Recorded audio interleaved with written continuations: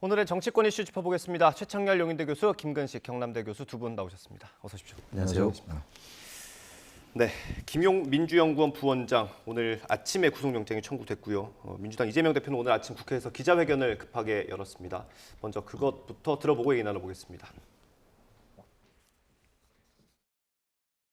대통령과 여당에 공식적으로 요청합니다. 화천대유 대장동 개발과 관련된 특검을 즉시 수용하십시오. 특검은 지금까지 제기된 모든 의혹들을 총망라해야 합니다. 대장동 개발과 화천대유에 대한 실체 규명은 물론이고 결과적으로 비리 세력의 종잣돈을 지켜주었던 대통령의 부산저축은행 수사의 문제점과 의혹, 그리고 그와 관련된 허위 사실 공표 의혹에 대해서 조사해야 합니다.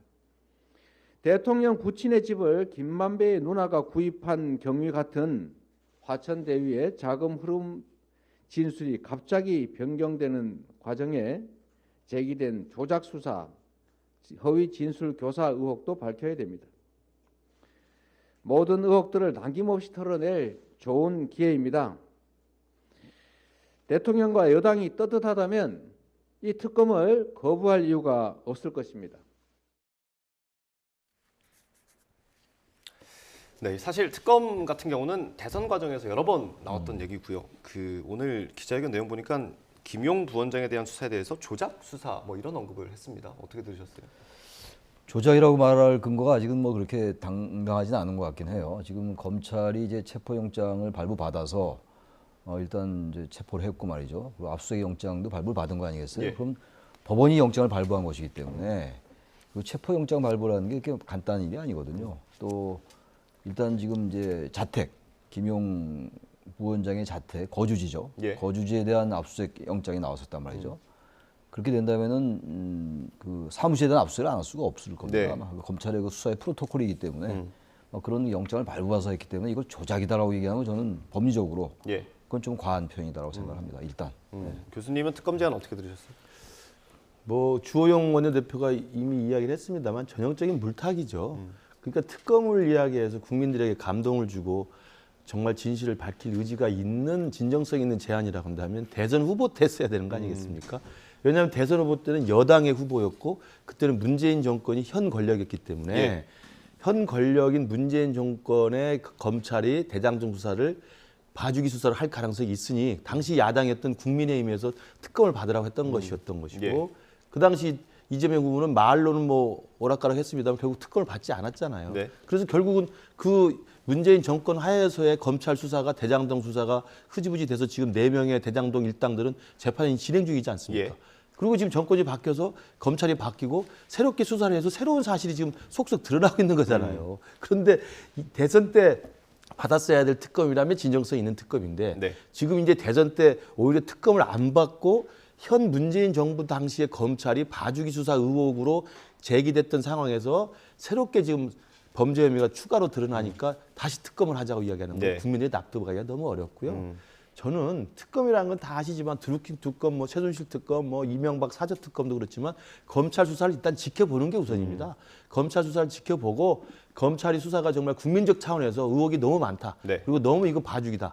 너무 숨기는 게 많다라는 게 드러나면 여야가 합의해서 특검을 통과시키는 게 일반적인 거 아니겠습니까? 예. 그러면 지금 한참 검찰이 수사에 속도를 내고 있고 김용이라는 이재명 대표의 최측근이 이제 불법 정치자금 수수로 지금 체포가 된 상황인데 네. 특검을 이야기하고 그것도 자기 특검이 아니라 다시 물타기하기 위해서 윤석열 대통령이 부산저축은행 특검을 이야기하는 것은 이미 대선 때 너무나 많이 봤던 대자뷰 아니겠습니까? 예. 그리고 부산저축은행 때 윤석열 당시 검사가 수사했다는 것은 다 아시지만 태아 때 이 태아가 나중에 태어나서 성장해서 범죄자가 될 것을 미리 알지 못했다는 것을 묻는 거예요. 그게 말이 되는 이야기입니까? 비유하자면 그렇다는 그렇습니다. 거죠. 그렇기 때문에 저는 말도 안 되는 전형적인 물타기라고 생각합니다. 예, 말씀하신 것처럼 이재명 대표 기자회견 시간 11시였고요. 11시 반에 주호영 원내대표가 오늘 반박 기자회견을 열었습니다. 그 내용 준비됐으면 들어보겠습니다. 더불어민주당이 다수 어리석으로 밀어붙인 민생법안이라고 이름하여 밀어붙인 법안들을 볼 때 의지가 있었다면 특검법 통과는 100번이라도 더 되고 남았을 것입니다. 더욱이 특검은 수사가 제대로 되지 않을 때, 수사를 믿을 수 없을 때, 이럴 때 특검을 도입해서 하는 것인데, 수사가 제대로 되지 않을 때는 이런저런 이유로 특검을 피하다가 이제 정권이 바뀌어서 수사를 제대로 하기 시작하니까 특검 주장을 하고 있습니다. 의도적인 시간 끌기, 물타기 수사 지연의 다름이 아닙니다. 지난 대선 TV 토론회에서 대장동 몸통은 윤석열이라는 황당한 주장을 해서 국민들이 도대체 이해하지 못한 상황이 있었습니다. 오늘 기자회견에서 또다시 윤석열 대통령을 물고 늘어진 것은 자신이 최대 치적이라고 했던 대장동 사건의 핵심은 빼놓고 물타기, 물귀신 작전, 논점 흐리기에 다름이 아닌 것 같습니다. 교수님, 국민의힘 반박은 어떻게 들으셨어요? 특검은 아직 지금 김용 부원장이 이제 체포가 됐단 말이에요. 예. 이따 밤에 구속이 될지 안 될지 모르겠습니다만 체포가 됐는데 제가 아까 말씀드린 것처럼 체포영장이 발부된 이유가 있을 거예요 아마. 그런데 특검을 지금 갑자기 하자는 건 저는 맞지 않는 것 같아요. 네. 저도 같은 의견인데 아까 김 교수님 생각처럼 기본적으로 특검이 지난번에 국민의힘이 주장했었잖아요. 네. 국민의힘이 주장했다가 나중에 민주당에서도 특검을 받겠다라고 얘기했는데 대선 과정에서 그게 잘 안 됐었던 거죠. 그게 대장동 사건이 워낙 이 대선에 하나 이슈가 됐었기 때문에 말이죠. 그게 저도 좀 가물가물한데 특검을 다 하자고 했던 것 같은데 누가 거부한 겁니까 그러면? 근데 그때 처음에 특검을 요구했던 건 국민의힘이었어요. 예. 그리고 처음에 국민의힘이 요구할 때 민주당은 좀 부정적이었고 부정적이었다가 지금 부산저축은행 얘기가 나오면서 같이 특검하자고 그랬어요. 예. 그러니까 지금 얘기가 대선 때 거의 같은 단어들입니다. 예. 그래서 데자부 저도 떠올라요. 예. 화천대유도 그동안 좀 잊혀져 있었는데 다시 맞습니다. 살아났고 예. 그러니까 대선 때 봤던 대장동 사건이 다시 부활한 셈인데 대장동 사건에서 여야가 워낙 성격이 달랐다, 그 주장이 달랐단 말이에요. 예. 근데 지금 김용 부원장이 지금 정치장을 받았다, 대선 자금이라는 걸 적시했다는 거 아닙니까 지금? 네. 대선 자금을 받아서 이른바 대선 경선 과정에서 말이죠. 지난해 4월에서 8월 달에 민주당의 경선이 있었잖아요. 그때 이 돈의 흐름을 이제 보는 거잖아요, 지금. 네. 그래서 사실 이 김용 부원장의 정치 자금 문제, 이른바 불법 정치 자금이죠. 예. 검찰의 체포영장에는 이른바 불법 정치 자금에 관련된 수사가 이제 들어간 거라고요, 이건. 다른 수사들은 계속 해왔었습니다만 이제 들어왔기 때문에 벌써부터 특검을 한다는 건 이건 전 적어도 논리적으로 시기적으로 맞지 않는다는 거예요. 특검이 이루어지려면 이제 국민적 이슈가 되면서 지금 이게 검찰이 너무 불공정하게 한다, 이 수사를. 그리고 어느 쪽을 너무 봐주게 한다. 이런 여론이 어느 정도 되고 정치권에 그게 이슈가 됐을 땐 특검 얘기가 나올 수 있는데 네. 지금은 이제 김용 부원장에 관련돼서는 지금 검찰 수사의 초입이거든요. 예. 이거 바로 특검을 얘기하자는 건 이건 전 조금 시기적으로 좀 이르다. 예. 뭐 나중에 가서 진짜 뭐 수사가 진행이 어떻게 될지 모르겠습니다만 정말 불공정하다면 특검할 수 있죠. 예. 있는데 지금 단계에서 특검은 일단 검찰 수사를 지켜봐야 되기 때문에 예. 그 부분에서만은 주호영 원내대표의 말이 일리가 있다. 예. 아마 이재명 대표의 주장은 이건 것 같아요. 여러 의혹이 있는데 왜 유독 야당과 관련된 것만 수사에 속도를 내느냐 이런 주장인 것 같거든요. 지금까지 이제 그 문재인 정부 당시 있었던 여러 가지 사건들에 대해서 검찰이 수사하는 것에 대해서 이제 가장 많이 그 반박하는 논리가 바로 이제 형평성 이야기 아닙니까? 예. 왜 김건희 여사는 수사를 제대로 안 하느냐? 뭐 224대 0이라는 표현이 요즘 맞습니다. 많더라고요. 근데 네. 그 사건 자체는 그냥 국민들에게 정치적인 공세로 들릴 수밖에 없는 게 김건희 여사 사건 수사 안 한 게 아니에요. 수사 다 했고 경찰이 다 불송치 혐의 없으로 했고요. 그리고 뭐 계속 이야기 나오는 윤석열 대통령 장모 이야기 하는데 네. 장모 잘 아시지 않습니까? 재판 다 받았고 기소됐고 구속까지 된 적이 있었어요. 그러니까 이게 그냥 그 이재명 대표를 지지하는 분들이나 그 야당 입장에서는 그냥 뭉뚱그려서 야 김건희 왜 조사 안 하지? 장모는 왜 봐주지? 그런 게 아니고 수사가 다 진행이 됐고 수사의 결과가 종결이 됐고 심지어 장모 같은 경우는 수사를 받고 기소가 되고 재판을 받고 구속까지 됐던 상황입니다. 예. 이미 다 종결이 된 상황인데 그걸 가지고 같이 물타기를 하는 건 제가 볼 때 그냥 나만 당할 수 없다라는 것의 형평성에 저는 반발이라고 생각이 들고요. 그리고 예. 또 하나 설사 공정하지 않는다는 것을 구실로 삼는다 하더라도 제가 누차 말씀드립니다만 정치 지도자이고 그리고 제1야당의 대표이고 대선후보까지 했던 사람이면 왜 나는 죄가 있다고 치더라도 저 사람도 네. 죄가 있는데 저 사람을 왜 처벌 안 해요라고 하는 것은 얼마나 궁색한 이야기입니까? 예. 저 사람이 문제가 있다 손 치더라도 나부터 조사를 받겠다고 이야기하는 게 정치 지도자의 태도 아닌가요? 예. 제가 누차 계속 그 비유를 합니다만 신호등을 위반하고 횡단보도를 무단횡단을 했어요. 저하고 예. 최 교수님하고. 근데 저만 단속이 됐어요. 최 교수님 단속 안 됐고. 그럼 제가 최 교수님도 단속 안 했으니까 제가 과태료를 안 물고 저항하는 게 말이 됩니까? 일단 걸린 건 걸린 거잖아요. 그 비율을 똑같이 들었던 것 같습니다. 예. 예. 그렇습니까? 예. 그러니까 저는 그런 식의 형평성 논리는 형평성 자체의 문제 제기도 타당하지 않을 뿐만 아니라 설사 형평성에 다소 문제가 있고 의혹이 있다 하더라도 정치 지도자의 태도는 아니다. 저는 그렇게 생각을 합니다. 네, 이 정치적인 발언인지는 모르겠습니다만 특검이 어쨌든 추진하겠다고 말을 했고 이게 어쨌든 야당 입장에서 대통령한테까지 가서 이제 지명을 해야 되는 거 아니겠습니까? 근데 지금 이재명 대표 같은 경우는 민주당의 힘으로 해보겠다 뭐 이런 발언도 했더라고요. 그거에 대해서는 어떻게 생각하세요? 가능성이 있을까요? 민주당이 이제 특검법을 밀어붙이면 상설 특검도 있으니까 뭐 가능할 겁니다 아마. 가능한데 그 특검이 제대로 이루어지기가 어려울 것 같아요. 기본적으로 특검이라는 거는 여야가 합의해야지 이루어집니다. 당장 물론 이제 특검법을 통과시키고 하는 과정은 다수 의석을 가지고 있으니까 네. 가능해요. 이론적으로 가능합니다만 이 부분이 합의가 되지 않은데 될 수가 있을까요? 저는 그 부분은 여야가 합의해야 되는 거라서 쉽지 않을 것 같고 이 특검은 좀 지난 다음에 이 사건의 수사가 어떻게 진행되냐에 따라서 그때 와서 주장해도 늦지 않다. 예. 지금 당장 특검을 주장하는 거는 일단 우리가 일반적인 이제 관점입니다만 예. 상당히 위기의식을 느껴서 김용 부원장은 이재명 대표가 스스로 인정한 측근 중에 측근이잖아요. 예. 지난번에 유동규 전 본부장 얘기 나올 때 측근이라고 하면 적어도 김용이나 정진상 정도는 돼야 되는 이건 아주 유명한 얘기란 말이에요. 예. 최측근에게 지금 수사의 칼날이 다가오고 있기 때문에 이재명 대표로서는 어쨌든 간에 위기의식을 느낄 수가 있다고 생각합니다. 그러다 보니까 특검을 통해서 뭔가 국면 전환하려는 게 아니냐라는 그런 합리적 의심을 받을 수가 있어요. 그래서 특검을 주장하는 건 좀 있다가 정말 수사가 불공정하게 이루어지고 정권이 이재명 대표를 겨냥하는 게 그야말로 여론화됐을 때 예. 여론조사 같은 것도 많이 나올 거잖아요. 예. 그런 다음에 그때 특검을 주장하는 게 오히려 적실성이 있지. 지금 이제 김용 부원장 구속영장 오늘 이제 발부될지 안 될지 모릅니다만 그런 상황 속에서 특검 얘기하면은 그게 이른바 그 설득력이 떨어지지 않느냐 그런 생각이 든다는 거죠. 특검 자체를 반대한다기보다도 시기적으로 지금 특검 주장하는 건 전혀 설득력이 떨어진다 그 말씀을 드리는 겁니다.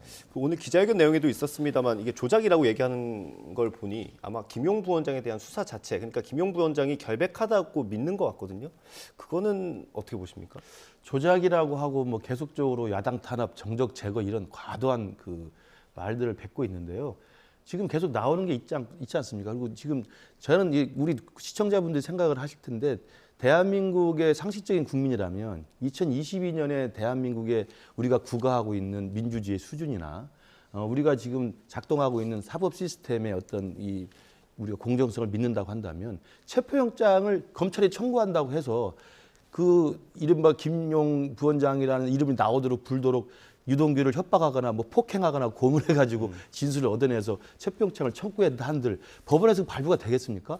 체포영장은 법원이 발부를 해준 겁니다. 네. 압수수색 영장 역시 법원이 범죄가 소명되고 증거인멸 도주에 우려가 있기 때문에 압수수색 영장을 발부를 해주는 거예요. 그럼 법원의 판결을 믿지 않겠다는 겁니까? 그러니까 저는 이게 1970년대, 1960년대, 80년대 이른바 군사독재 시절에 정말 정적을 제거하기 위해서 정말 그 가진 고초와 탄압을 다 겪고 그 자행했던 군사독재를 떠올린다면 말이 가능하겠습니다만 2022년에 아무리 여야 간의 생각이 다르다 하더라도 대한민국 민주주의 수준과 사법 시스템에 대한 존중을 생각하면 이걸 조작이라고 말하는 것은 누가 믿겠습니까?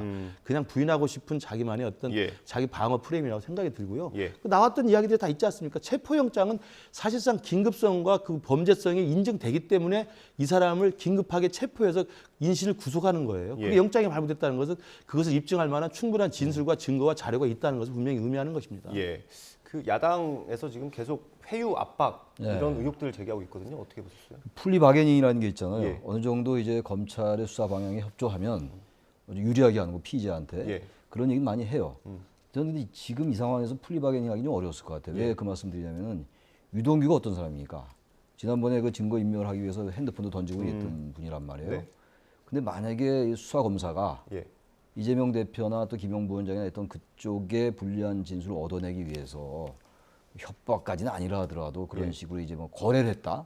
풀리바게닝이 일종의 거래 아니에요? 예, 맞습니다. 수사상의 방식이 안에 거래란 뭐 말이에요. 법적으로 예. 뭐 제도화되진 않았습니다. 아니었습니다. 예. 그게 나름대로 이제 관행같이 돼 있는 거란 말이에요. 근데 그런 걸 하는 게 얼마나 불안하겠어요. 다른 대상도 아니고 유동규 전 본부장 같은 사람한테. 그때 검사가 누군지 모르겠습니다만 그런 걸 함으로써 자기의 그 나중에 발 보고 잘 수 있겠어요. 왜냐면 유동규 전 본부장이 일단 당장 1년 동안 구속돼 있었으니까 나와서 당장은 조심하겠습니다만 또 상황이 어떻게 바뀔지 모르잖아요. 근데 저는 그런 뭐 수사상의 문제를 떠나서 그런 검사는 별로 없을 것 같고 어쨌든 간에 이제 그 얘기가 나오는 게 유동규 전 본부장의 수사 기간이 끝나자마자 이제 김영부 원장이 체포가 되고 이러다 보니까 예. 이게 뭔가 있는 거 아니냐, 뭐 오비락 같은 거 아니냐 이런 건데 근데 그것까지 제가 알 길이 없습니다만 예. 회유다 협박이다라고 무조건 주장할 건 아니지 않느냐. 일단 같은 얘기입니다만 법원의 발부가 됐다, 법원의 영장이 발부됐다라는 거. 예. 그걸 그렇게 함부로 볼 수 없다고 저는 생각합니다. 기본적으로. 교수님께 하나 더 여쭤볼게요. 예. 국정감사 기간에 당사를 압수수색하는 아. 거에 대해서는 어떻게 생각하십니까? 그건 또 이런 거 같아요. 제가 법률가는 아닙니다만 지금 자택 거주지에 대한 압수수색 영장이 발부됐단 말이에요. 제가 아까 말씀드린 것처럼 거주지에 대한 압수수색 영장이 발부됐는데 사무실 압수수색 안 할 수는 없을 거예요. 그 수사의 기법 아닙니까 기본적으로. 저같이 문의안도 아는데. 예. 근데 마침 보니까 민주연구원이라는 데가 김영부 원장이 뭐 4월밖에 출근 안 했다고 합니다만 어쨌든 현재 사무실이란 말이에요. 네. 그럼 검찰로서는 그 사무실을 압수수색할 수밖에 없고 왜? 거주지에 대한 압수수색 영장이 나와서 얘기해요. 그러니까 거주지에 대한 압수수색 영장이 나오기 대단히 어렵다고 그러더라고요. 네. 꽤 힘들다고 그래요. 어쨌든 거주지 자택에 대한 압수수색 영장이 나왔고 그렇다면 검찰로서는 사무실 압수수색하지 않을 수가 없는 것이고. 예. 근데 민주연구원이 마침 보니까 이게 민주당사 안에 있는 거예요. 맞습니다. 그러니까 들어간 거라서 이걸 국정감사 기간 중인데 야당을 탄압한다라는 논리는 네. 과거에 지금 이원석 검찰총장이 주임검사할 때인가 청와대도 압수수색한 적이 있어요.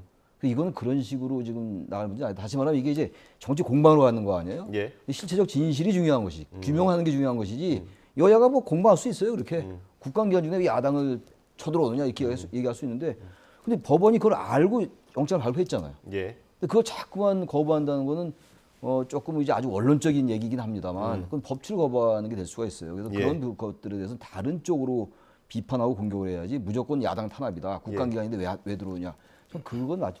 민주연구원이 만약에 당사에 있지 않았으면 다른 데가 했겠죠. 근데 마침 당사 안에 있기 때문에 한 거이기 때문에 이걸 네. 야당 탄압이다. 야당 당사를 쳐들어왔다. 이렇게 하는 건 조금 논리의 비약이 있지 않을까라고 예. 생각합니다. 예. 하실 말씀 다 대신 해주셨죠? 아니요, 저기 제가 볼 때는 아까 플리바게닝 이야기를 하는데 이건 뭐 수사 기법상 특수부 검사들이 이제 자주 하는 거고요. 이걸 그 아까 제가 말씀드린 군사 독재 시절에 무슨 고문이나 폭행이나 압박이 있었다고 한다는 것은 뭐 상상할 수 없는 일이고요. 플리바게닝을 회유라고 이야기하면 안 되고요. 설득입니다. 그러니까 설득과 회유는 전혀 다른 것이죠. 예.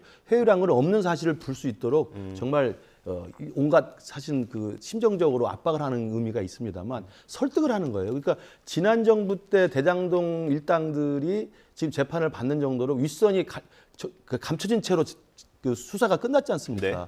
그 유동규가 입을 다물었기 때문에 유동규가 키맨인데 유동규가 입을 다물고 자기 윗선을 불지 않았기 때문에 그 대장동 일당들만 지금 재판이 진행 중고 있는데 네. 지금 검찰이 새로 팀을 짜서 새롭게 재조사를 하는 과정에서 아니 당신이 입을 다물고 있으면 당신이 어떻게 될지 뻔히 알지 않느냐. 지금 공소장에 나와 있는 기소된 내용으로 수천억 원의 배임 혐의가 있는 것이고 네. 뇌물도 자기가 700억 원을 약속받은 게 돼 있고 그러면 유동규는 받은 것도 없는데 사실은 모든 걸 지금 덮어 쓰게 될 수 있는 상황이 돼 있지 않습니까? 왜? 윗선을 보호하다 보니까. 예. 그 윗선은 누군지 다 짐작하는 거 아닙니까? 근데 윗선을 보호하기 위해서 자기 스스로가 진술을 거부하고 윗선을 지켰던 것인데 플리바긴이란 뭐냐면 설득을 하는 거예요. 예. 당신이 아니지 않느냐. 당신이 몸통이 있지 않느냐. 그리고 그 돈은 당신 돈이 아니지 않느냐라고 설득을 하는 과정에서 유동규 씨가 드디어 진실의 문이 열린 거고 심경의 변화를 왔다고 봐야 되는 겁니다. 그래서 변호인 조건을 거부하고 있는 거예요. 이걸 회유협박이라고 얘기하는 것은 제가 볼 때 정말 이재명 대표 입장에서 볼 때 그렇게 이 실드를 치고 싶은 것이지 국민들이 볼 때 전혀 납득할 수 없는 거라고 생각합니다. 예. 회유 압박은 전혀 아니라는 말씀이고요. 예. 정당을 침입한 것이다 이야기합니다만 아까 우리 최 교수님도 말씀하셨습니다마는 압수수색영장을 법원이 발부한 것을 정당이라는 이유만으로 들어갈 수 없다라고 이야기하는 건 사실 어떻게 보면 공무집행 방해입니다. 청와대 그다음에 작년에 기억나실 겁니다. 김웅 의원 이름이 비슷합니다만 김웅 의원은 고발 사주 때문에 국회의원회관 사무실까지 압수수색을 다 받았었어요. 공수처가 영장을 예. 발부받아가지고 물론 나중에 법원에서 그게 불법이었다고 이야기했습니다만 그런 식으로 청와대 그다음에 국회의원 회관 그다음에 사실은 국방부 본청 심지어 대통령 기록관까지 압수수색이 다 가능한 겁니다. 사법권이 다 그 통과할 수 있는 지역에서 압수수색이 불가능한 데가 어디 있겠습니까? 그걸 정당이라는 이유로 막는다고 하는 것은 제가 볼 때 민주당에서 이재명 대표를 지키기 위해서 지금 너무나 많은 과도한 지금 너무나 과도하게 저는 좀 방어를 하고 있는 게 아닌가. 예. 나중에 그 뒷감당을 어떻게 할지 좀 저는 해볼 때 좀 걱정이 됩니다. 네, 김용 부원장이 체포되고 당사 민주연구원에 대한 압수수색이 진행되면서 당 안에서는 이제 야당 탄압으로 이렇게 좀 결집하는 분위기가 있긴 합니다. 그런데 좀 미묘한 분위기가 있어요. 서른 의원이 이런 얘기를 했는데 라디오 인터뷰 준비했습니다. 함께 들어보겠습니다. 저는 이재명 대표를 직접 만나가지고 이런저런 문제가 나올 가능성이 있다. 그러니까 그건 우리가 당에서 맡아서 막을 테니까 대표로 나오지 마라. 그런 주문을 제가 했었죠. 이런 사태를 저는 예견하고 있었습니다. 정말로 문제가 있다면 진즉 사실관계가 드러나서 이재명 대표의 오늘이 있을 수 없을 것이다라고 하는 인식은 분명하고 저희 당 내에서는 그렇게 시작되었지만 이재명 대표의 결백은 입증되어 왔다라고 하는 인식입니다. 어제 신경민 전 의원도 서른 의원과 조금 비슷한 결로 얘기를 하긴 했거든요. 어떻게 들으셨어요? 이재명 대표에게 지금 주어지고 있는 여러 가지 사법 리스크들 꽤 종류가 많잖아요. 이 부분 제가 누누이 말씀드립니다만 여야가 정치적으로 뭘 주장한다고 되는 일이 아니에요. 결국은 법리와 증거가 무엇이냐가 중요합니다.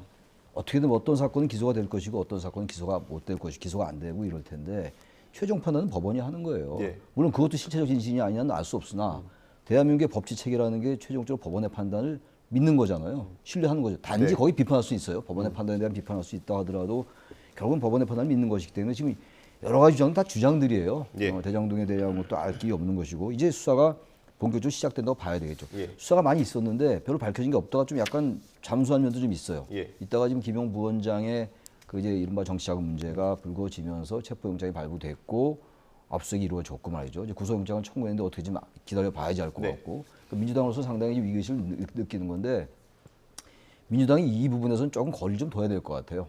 제가 좀 생각이 드는 게 2019년도에 조국 사태 예. 꽤 된 일입니다만 예. 전 그때가 민주당이 서서히 좀 중도층으로부터 멀어진 계기였다고 저는 생각해요. 개인적으로 말이죠. 예.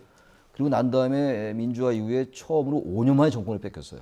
여러 가지 요인이 많이 있을 겁니다. 아마 네. 있다 하더라도 그중에서 조국 사태를 빼고는 얘기하기 어려울 것 같고 정치적으로 말이죠. 예. 근데 이재명 대표의 경우를 뭐 조국 사태와 같이 등치시킬 수는 없다 하더라도요. 예. 과하게 민주당 의원들이 이걸 탄압이다, 보복이다라고 몰고 가는 게 한계가 있을 것 같아요. 예. 그다음에 서른 의원이라든지 신경민 전 의원 같은 얘기가 나오는 거거든요. 그분도 민주당 사람들이에요. 그분들도. 예. 그냥 민주당 내에 여러 의견이 공존하고 있단 말이에요. 따라서 이거는 검찰 수사에 대해서 좀 있는 그대로 보면서 정말 검찰 수사가 이상하다. 너무 이재명 대표를 겨냥해서 한다. 그때 얼마든지 방법이 있을 것이다. 근데 이거 당이 전부 나서가지고 압수수색 막고 우리나라에 성역은 없어요. 예. 정당이 왜 성역입니까? 교회도 아니고 성당도 아닌데. 전 그래서 이 부분은 객관적으로 봐라. 정의롭게 봐라. 단지 전 누가 죄가 있다고 얘기하는 게 아니에요. 일단 아직은 적어도 검찰 수사라는 게 체포영장 발부된 게 영장을 발부받아서 들어가는 것이기 때문에 이 자체를 마냥 나무라거나 탄압이라 하는 건 설득력이 떨어지지 않느냐는 걸 계속 말씀드리는 겁니다. 예. 이 서른 의원 같은 목소리가 앞으로 더 나올 수 있다고 보십니까? 저는 충분히 가능하다고 봅니다. 그러니까 이재명 대표가 대선에서 패배하고 그다음에 또 인천 계양을에 보궐선거 국회의원 출마할 때부터 네. 당내에서 이러저러한 이견들이 있지 않았습니까? 반대 의견도 많았고요. 그리고 또 결국은 또 당대표 출마까지도 많은 사람들이 우려했던 것이고 네. 특히 서른 의원 같은 게 이제 대표적으로 사법 리스크 자체를 현실화될 가능성을 우려하면서 당대표 출마를 반대했던 그런 분입니다. 예. 그렇기 때문에 이 사법 리스크를 알면서도 어쨌든 출마를 강행을 했고 또 압도적으로 지금 당선이 됐단 말입니다. 선출이 됐단 말입니다. 예. 그러면 저는 민주당이 이런 일들이 벌어질 걸 충분히 예상했음에도 불구하고 자신들이 선택한 것이기 때문에 충분히 이 부분을 오롯이 자기들이 감수해야 된다고 생각을 하는데요. 예. 그러면 당내 주류가 친명계로 만들어져서 이재명 대표 중심으로 모여 있는 것 같습니다만 이재명 대표의 이런 사법 리스크가 실제로 현실화되고 도저히 감당할 수 없고 도저히 이제 더 이상 방어할 수 없는 명명백백한 어떤 진실이 드러나게 된다면 그때도 이재명 대표를 보호하기 위해서 민주당 의원들이 어떻게 저렇게 지키려고 하겠습니까? 예. 그 왜냐하면 명백한 진실이 드러나고 명백한 범죄가 드러났을 경우에도 이재명 대표를 지킬 수는 없는 거 아니겠어요? 저는 그러면서 보면 서른 의원은 뭐 그 전부터 이재명 대표 반대편에 있었던 분이기 때문에 첫 포문을 열었다고 봅니다만 앞으로 이 김용 부원장이 구속이 되고 또 실제로 정치자금 관련해서 새로운 사실들이 새로 드러나고 지금 뭐 정진상 저 부실장도 사실은 지금 성남 FC 의혹 관련해서 지금 기소가 될 수사를 받고 있는 상황 아니겠습니까? 그다음에 지금 이화영 부지사 구속되어 있죠. 그다음에 김용 부원장 구속되죠. 그러면 이재명 대표 최측근이라고 하는 분들이 코앞에까지 지금 와서 범죄 혐의로 지금 수사를 받는 겁니다. 예. 그 이재명 대표가 어떻게 될지는 아마 민주당 내에서도 당장은 저렇게 하루 이틀 모여서 일사불란하게 반발하고 있습니다. 아마 시간이 지날수록 그 민주당 내부에서는 플랜 B를 걱정하는 사람이 분명히 나올 거라고 봅니다.